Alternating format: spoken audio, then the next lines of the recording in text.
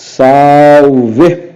Pessoal, desculpa aí pela demora, esse vídeo era para ser na semana passada, só que, bem, como vocês sabem, eu tive um pequeno probleminha técnico e ele vai chegar um pouquinho atrasado. Na verdade, já chegou um pouquinho atrasado, tá aqui, e a gente vai tentar pagar essa dívida com esse vídeo agora. Então, olha a vinheta e após o vídeo, após a vinheta, tô tudo enrolado. Enfim, assiste esse negócio aí.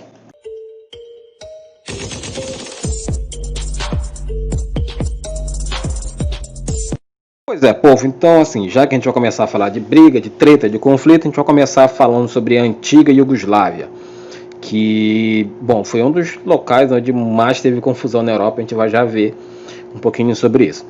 A antiga Iugoslávia ficava localizada na região dos Balcãs, ou seja, ficaria na Península Balcânica, que atualmente é composta por 11 países.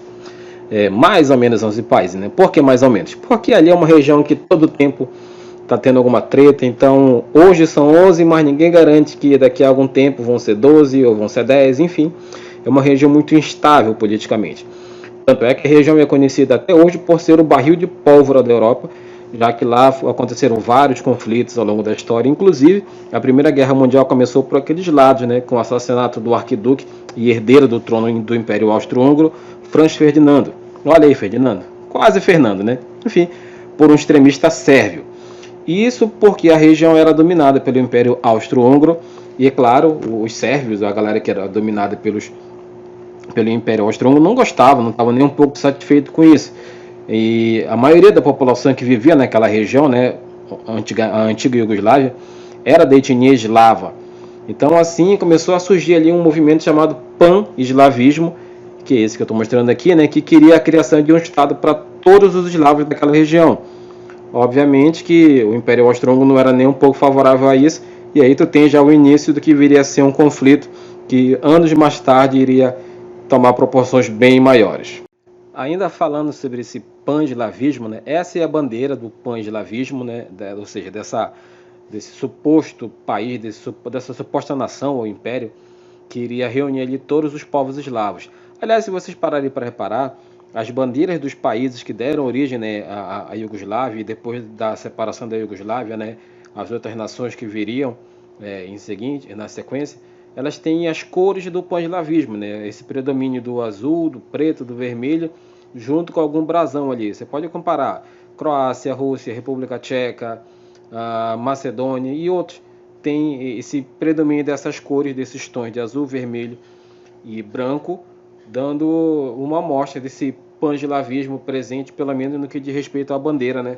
Já que em outros campos eles são bem diferentes, inclusive as guerras que surgiram lá no futuro, né? Um pouquinho mais à frente, até mostram o quanto essas diferenças eram intoleráveis, pelo menos na cabeça dele, né? Mas pelo menos nas bandeiras eles tinham muitas semelhanças. Tá, beleza. Muito conflito, muita confusão. E surge a Primeira Guerra Mundial, né, e muda para sempre a história do mundo todo, claro, mas principalmente dessa região que a gente está falando agora. O Império Austro-Húngaro foi um dos grandes derrotados durante a Primeira Guerra Mundial, e com isso os sérvios puderam se ver livres desse domínio e criaram em 1918, na região dos Balcãs, o Reino dos Sérvios, Croatas e Eslovenos, que é esse que vocês estão vendo na imagem aqui. Em 1929 ele foi mudado de nome e virou Reino da Iugoslávia. A Iugoslávia é uma palavra que significa eslavos do sul, e o reino, apesar de ser composto por várias etnias eslavas, era governada por uma etnia sérvia, né, de maioria sérvia, a família real da Sérvia. E isso deixou as outras etnias um tanto quanto descontentes, ali, nada felizes. Beleza, passou mais um pouquinho de tempo, veio a Segunda Guerra Mundial e o reino da Sérvia é invadido pela Alemanha nazista, que após duras batalhas e com o apoio da União Soviética, um apoio importantíssimo da União Soviética e da Inglaterra, os nazistas foram derrotados, expulsos e, com o final da Segunda Guerra Mundial, em 1945 foi formada a República Socialista Federativa da Iugoslávia, um estado socialista que foi comandado por este cara aqui, o Marechal Josip Broz Tito, tá? Um cara muito importante que a gente vai já ver porque esse cara é tão importante, um herói nacional, um símbolo do país que veio a ser formado a partir do final da Segunda Guerra Mundial. Ok, então a gente já sabe que o reino, na verdade o país Sérvia, surgiu oficialmente após a Segunda Guerra Mundial, sob a liderança do Marechal Tito. O Marechal Tito, que de besta não tinha nada, ele sabia que entre as várias etnias que estavam ali no país, né, no recém-país formado a Sérvia, a maioria era de sérvios e croatas. E esses dois grupos étnicos nunca foram ali muito simpáticos um ao outro, nunca se gostaram muito. E a tensão entre eles era evidente. Para que não houvesse uma guerra, para que não houvesse um conflito ainda maior, né, o que ele fez?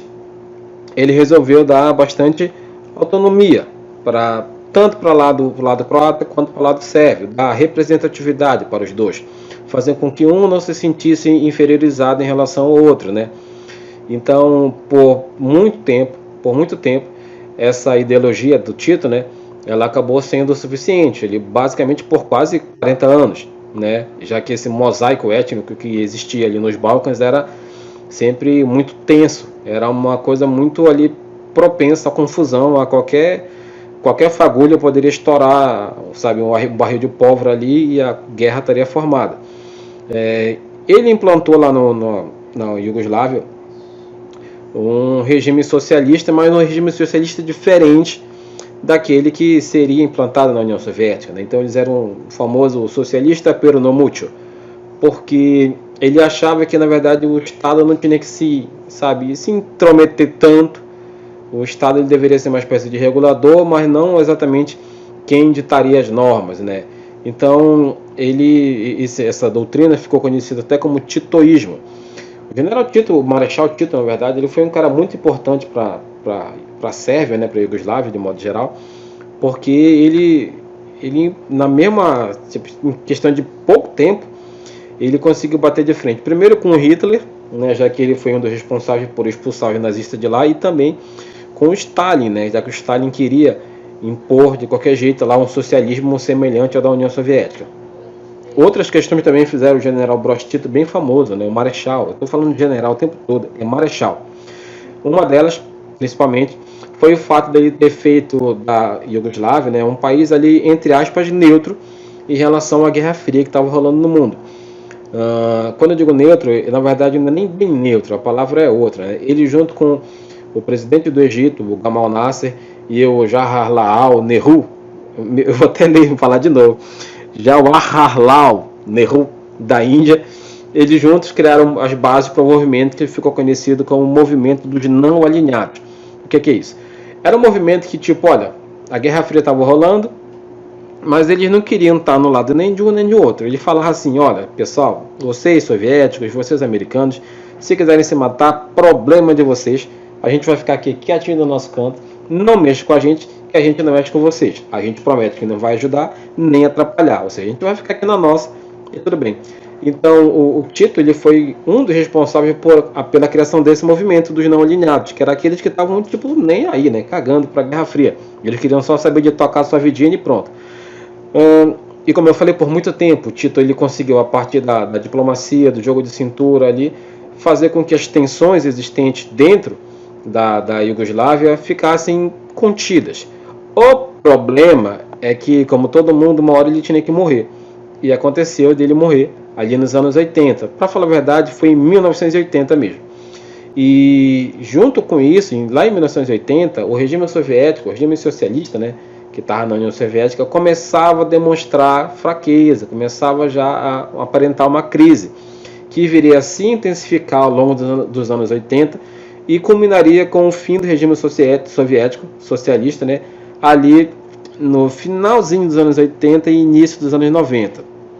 Então, se você pega esses dois fatores, a morte do Marechal Tito em 1980, a crise do regime soviético e o consequente encerramento, né, do socialismo com o fim da União Soviética, essas coisas juntas fizeram com que a tensão que existia na Sérvia, que era controlada pela presença do Marechal Tito, explodisse de vez, gerando uma verdadeira guerra civil no território sérvio. É a partir daí que a gente vai ver esse processo de, digamos assim, de separação, de desmembramento do país Iugoslávia, que acabou dando origem a outros países. A gente vai ver isso agora, então fique esperto, porque isso que a gente falou até agora foi só para dar uma, sabe, localizada na questão do contexto histórico e para vocês entenderem por que essa treta toda aconteceu. A gente vai começar a falar a partir de agora de como foi que essa confusão realmente se desenrolou ali ao longo dos anos 90. para vocês terem uma ideia de como o cara era respeitado, amado, idolatrado. Tudo bem que tinha um pouco de, sabe, alienação nessa parada, mas enfim, o cara era muito querido, muito idolatrado. Essa imagem que é de um jogo, um clássico, e quando de repente, no meio da partida, no final na verdade da partida, surge a notícia de que o Tito morreu. Vocês podem ver que os juízes estão chorando, os jogadores, na torcida também está toda uma comoção. E essa imagem ela é bem marcante porque mostra como os caras sentiram realmente a morte do Marechal Tito, porque eles já, imagino eu, né, que já esperavam que as tensões que estavam sendo controladas por ele acabariam talvez estourando como estouraram nos anos seguintes. E essa imagem é só um dos reflexos, né? Nas ruas houve choradeira, histeria, enfim. Foi um negócio bem complicado, né? Enfim, o bagulho ficou bem doido mesmo. Tem outro lance que é bem curioso, que eu cheguei até a comentar com vocês em algum momento, que aconteceu pouco depois, tipo coisa de um ano depois dessa cena que está rolando aqui. Foi quando um jogador de futebol se envolveu numa confusão e isso acabou virando estopim. Na verdade, minto, eu falei um ano depois, não, 10 anos depois. 10 anos depois. Eu errei, mas foi bem pouquinho. Eu só errei por 10 anos. Enfim, 10 anos depois dessa morte, dessa cena aí, houve uma confusão. Eu vou colocar as imagens e depois eu explico para vocês. U jednom trenutku igrači Boban i Škrinjar pokušali su pomoći dječacima što su bili u sukobu s milicionerima. U drugom sudaru Boban je bio odgurnut i udaren od milicionera, možda neki stari računi. Na to je reagirao Boban, isto tako grubo, vidljivo i direktno. Esse jogador aí, esse camisa 10 que tá levando borrachada, é o que apareceu naquela briga com o policial lá no meio do campo. Só para contextualizar, havia um jogo entre o Estrela Vermelha, que era um time da Sérvia, e o time do Hajduk Split, que, aliás, na verdade, desculpa, era o Dinamo Zagreb, que era um time da região da Croácia. O país todo ainda era Sérvia, ainda era Iugoslávia, na verdade, né? Mas já as tensões já estavam ali no limite, ele já não se suportava mais. Sérvios, croatas, bósnios, enfim. Houve uma confusão nas arquibancadas e a polícia sérvia, ao invés de tentar intervir na briga, né, tentar separar a confusão, ela foi para cima da torcida croata e desceu a porrada neles. O Boban, que é um jogador de origem croata, não gostou daquilo e foi reclamar com os policiais. Os policiais falaram alguma coisa que ele não gostou e ele foi para cima. Foi para cima mesmo porque ele se sentiu ofendido enquanto croata, né? Era um sentimento de nacionalismo muito forte que havia naquele momento. Então, vocês veem nessa hora, ele está levando a borrachada, mas daqui a pouco ele vai revidar e vai sentar a butinada no policial. O curioso é que o policial que foi agredido, na verdade, é bósnio. Então, é um policial que nem tem muito a ver com a situação. É esse que vocês estão vendo aí, ó. Ele está levando uma joelhada no meio da cara, capacete voando. Foi lindo de ver, claro, porque não foi em mim. Mas esse acontecimento, ele ficou marcado como uma espécie de estopim da guerra. Porque... cara, o futebol ele tem esse poder, o esporte de modo geral, mas o futebol tem um poder de até alienar as pessoas, né? Então, o que aconteceu naquele estádio foi televisionado para o país inteiro e aquilo causou uma revolta muito grande, tanto de um lado quanto do outro, porque, claro, num conflito como esse, todo mundo acha que está certo. Os croatas lutavam pela sua separação, os croatas queriam um país para eles, enquanto os sérvios queriam manter a unidade de Lava, né? Que foi criada a partir do momento do nascimento do país. E como cada lado vai defender os seus ideais até a morte, o conflito estava armado. E essa imagem ela é bem simbólica, porque ela mostra, digamos, o ponto que para muita gente foi a cisão. Teve até monumentos que fizeram em relação a isso ajoelhar para homenagear essa situação. Essa é uma pintura que está lá numa das principais ruas de Zagreb, que é a capital croata, que está eternizando esse lance aí. Outra situação foi nesse vídeo aqui. Vlad Divac, que é esse camisa 12, ele era um dos grandes ídolos da seleção da Iugoslávia, que foi campeão mundial naquele ano de 90. Esse cara entra com uma bandeira da Croácia e o Divac arranca da mão dele e ele diz que aquilo não é momento para esse tipo de coisa. Só que o outro ídolo, que é o Drazen Petrovic, não gostou e pararam de se falar para sempre. E isso foi muito marcante porque o basquete era e ainda é um dos esportes mais populares na Sérvia, né? E hoje nos países que surgiram depois disso. Então, vocês percebem que as tensões estavam em todos os lugares, até mesmo onde não se imaginava nos esportes, ali já o conflito era algo inevitável, infelizmente. E só para a gente terminar essa sessão de esporte, né? A Iugoslávia ela foi desfeita e desfeita tantas vezes que nós temos um caso único no mundo, que é um jogador que disputou 3 Copas do Mundo por 3 países diferentes, que é esse cara que vocês estão vendo aqui, o Dejan Stankovic. Excelente jogador. Aqui na primeira imagem vocês veem aqui à esquerda ele com a camisa da Iugoslávia na Copa de 90. Já na Copa de 2000, não, desculpa, na Copa de 98 aqui com a camisa da Iugoslávia, tá? Copa de 98 com essa camisa azul. Na Copa de 2006 ele já está aqui com essa camisa branca e azul, né? Predominante branca com detalhe azul, com a seleção da Sérvia e Montenegro na Copa de 2006. E na Copa de 2010 aqui à direita vocês estão vendo ele com a camisa vermelha da Sérvia. Porque a Sérvia ela foi, como eu disse, desfeita tantas vezes, a Iugoslávia, na verdade, desfeita tantas vezes que países eram formados, desfeitos e depois reformados novamente, mas já com outra configuração. Enfim, virou uma bagunça e, claro, essa parte do esporte até que ela não é tão complicada. Complicado é o que vem a seguir, as guerras, as mortes e, enfim, o sofrimento que foi algo bem forte e intenso nesse país, né, nessas nações, ao longo dos anos 90. Então, assim, com a morte do general Tito em 80, né, e o enfraquecimento do sistema comunista ao longo da década seguinte, isso tudo somado fez com que os comunistas começassem a perder o controle do país. Com isso, divergências do passado começaram a se agravar. O palco se tornou favorável, então, para vários tipos de discurso, desde o nacionalismo sérvio até a crença de que era chegada a hora para eslovenos, croatas, bósnios, enfim, fundarem seu próprio país. Os primeiros a agirem foram a Eslovênia e a Croácia, que em 25 de junho de 91, via referendo, declararam sua independência. Essa decisão, claro, desagradou o presidente sérvio, o Slobodan Milošević, esse que vocês estão vendo aqui agora, e ele resolveu agir. O primeiro alvo do Milošević foi a Eslovênia, que numa guerra de tiro curto, né, durou ali algo em torno de 10 dias, se resolveram. Depois de algumas bombas e ameaças, eles acabaram firmando um acordo, e o governo eslovênio e a Iugoslávia terminaram a guerra. Até porque a Eslovênia ela sempre foi mais ocidental, né, entre aspas, do que oriental. E lá dentro do território esloveno, a representatividade da Sérvia, de sérvios, era bem pequena. Então, resolvida essa questão, o exército de Iugoslávia, né, sob o comando de Milošević, resolveu focar os seus esforços na Croácia e prontamente invadiu o país com a ajuda de milícias sérvias locais. O sangue estava respingando na cobertura televisiva, né? E aí, mesmo que em doses ali homeopáticas, mesmo que quase que sem querer, a ONU e a comunidade europeia resolveram de alguma forma intervir no conflito. Bem, seguindo os passos da Eslovênia e da Croácia, a Bósnia e Herzegovina foi a terceira república, né, da antiga Iugoslávia a declarar sua independência em fevereiro de 92, também via referendo. É claro, isso não agradou nada aos sérvios e eles contraram a decisão. Eles defendiam a permanência da Bósnia na Iugoslávia. Eles deram início também aos confrontos na capital Sarajevo, né, capital da Bósnia.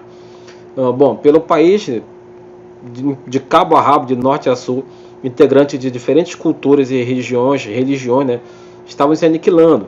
Começou um processo de limpeza étnica liderado pelos sérvios. Valia tudo, cara, desde massacres coletivos até estupros sistemáticos de mulheres bósnias. E isso acontecia porque, pela lei que estava valendo na época, tendo filhos de pais sérvios, as mulheres dariam luz a crianças sérvias legítimas, mesmo que elas não quisessem, mesmo que elas não aceitassem, enfim, se nasceu é sérvio. A situação chegou a um extremo em 99, quando após uma fracassada tentativa de assinarem um acordo de paz com os sérvios, a OTAN, a Organização do Tratado do Atlântico Norte, atacou a Iugoslávia em março daquele ano, e no centro de Belgrado, que é a capital da Sérvia, até hoje existem prédios ali que estão aos pedaços, servindo como, sabe, uma lembrança dessa época tão complicada. Isso foi em 1999, né? Eu falei 90, eu acho, mas é em 99. Então, fruto dessa série de episódios, a Iugoslávia acabou deixando de existir oficialmente em 2003, dando lugar a um novo país chamado Sérvia e Montenegro. Lembra da imagem do Stankovic que eu falei lá, o cara da Copa do Mundo. Em 2006, porém, essas duas nações elas acabaram se separando após referendo, criando hoje os países independentes da Sérvia e de Montenegro, tá? Então fiquem atentos. Antes existia um país, Sérvia e Montenegro, agora existem dois países. Um é a Sérvia, o outro é Montenegro, ok? Os espólios da guerra, entretanto, claro, ficaram com a Sérvia por motivos óbvios. No total, cara, desse enfrentamento, foram 9 conflitos armados envolvendo essas diferentes etnias. 9 conflitos armados envolvendo as 6 repúblicas da antiga Iugoslávia, tá? E, cara, foram aproximadamente 140 mil mortos, outras centenas de milhares de desaparecidos e de feridos, pelo menos 2 milhões e 200 mil refugiados entre 91 e 2001, né? Para a maior parte das pessoas que acompanharam, né, o conflito foi motivado por essa ideia de serem realizadas diversas limpezas étnicas. E já que eu estou falando de limpeza étnica, isso nada mais é do que a remoção ou eliminação de determinados grupos étnicos numa região com o objetivo de torná-la etnicamente homogênea, ou seja, é uma espécie de controle da população para que todo mundo seja igual, todo mundo seja da mesma origem. Imagina que aqui de repente a gente resolve aqui na América do Sul dizer, olha, esse pessoal aqui é da Argentina, do Chile, do Paraguai, não, eles não servem para estar aqui, tem que ser só brasileiro. E aí a gente começa a matar todo mundo para ficar só brasileiro aqui. É absurdo, mas é o que estava acontecendo, né? E essas limpezas étnicas, elas aconteciam basicamente em áreas que eram majoritariamente povoadas por sérvios, dentro de todo o território da então Iugoslávia. E aí, cara, como eu falei, foi algo assim que foi terrível, terrível mesmo. Para finalizar essa nossa aulinha, esse é o mapa da atual Iugoslávia. Esse mapa, essa foto é de 2006, mas ela ainda está relativamente atual, certo? Então, aquela nação, a Iugoslávia, deu origem a outras 6 nações, né? Algumas que vocês podem ver aí. Então, percebam que esse mapa que vocês estão vendo aqui, ele é o que corresponde atualmente ao território da antiga Iugoslávia, tá?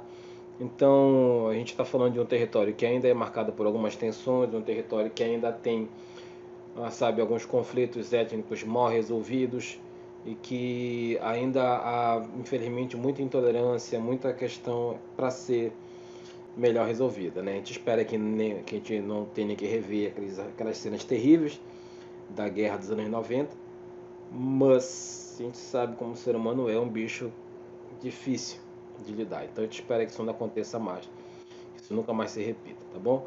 Então, fiquem com essa imagem aqui, né, do mapa final da Iugoslávia, da ex-Iugoslávia. E, bem, até a próxima, um abração e fiquem com Deus. Now the world don't move to the beat of just one drum. What might be right for you may not